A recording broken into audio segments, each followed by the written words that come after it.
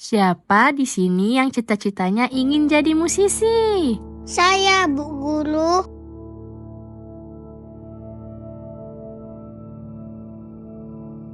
Rafli, Bapak tidak mau kau ngeband lagi. Pokoknya fokus saja selesaikan kuliahmu. Iya, Pak.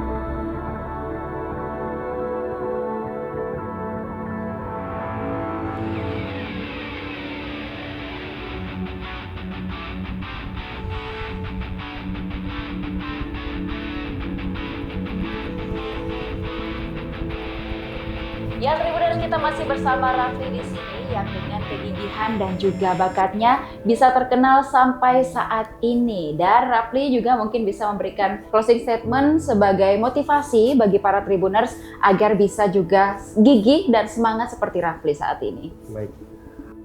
Halo Tribuners di luar sana, untuk bisa seperti ini tentu tidak mudah. Banyak halangan serta rintangan yang akan dihadapi, namun tetap semangat, kejar terus mimpimu, dan ikuti kata hatimu.